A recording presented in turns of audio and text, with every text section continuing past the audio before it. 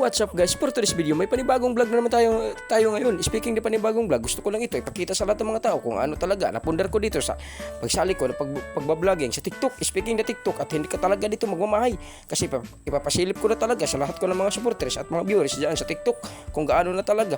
Gusto ko lang ito ipakita sa lahat ng mga viewers ko na kung gaano na talaga karami yung napundar ko, at nakapundar nga talaga tayo dito ng 2 motor at saka 4 na appliances at saka may bahay na nga. At ito na nga, kung tayo talaga ay patambay-tambay at wala talaga tayong pira kung hindi tayo magbanat ng buto. Speaking na magbanat ng buto, gusto ko lang ito iparating sa lahat ng mga tambay na kung gaano talaga kasaya tayo kung may makikita natin dito na nabibili natin sa pagtatrabaho. As you can see guys, at ako talaga nagpapasalamat ako sa mga viewers ko kasi bukas na nga talaga ang 3 channel ko.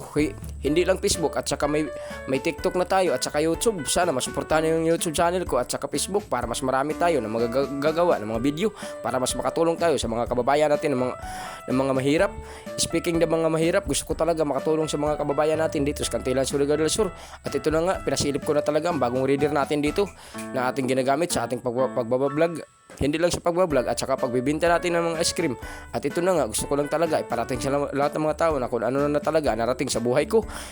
Grabe talaga guys, hindi ko talaga sukat akalain na habang kami ay nakaraan ay nakatira kami sa bahay na barong-barong, at saka ang ginamit ko nga talaga na motor yung Rusi na kagang-kagang.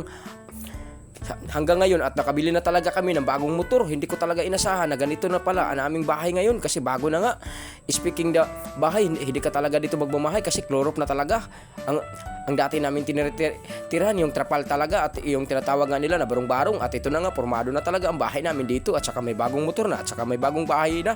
At gusto ko lang talaga iparating sa lahat ng mga tao kung gaano ko talaga kasaya. Hanggang dito na lang tayo. Sana wag mo kalimutan mag-iwan ng like, share, subscribe. At thank you, God bless at mabuhay ka hanggat gusto mo.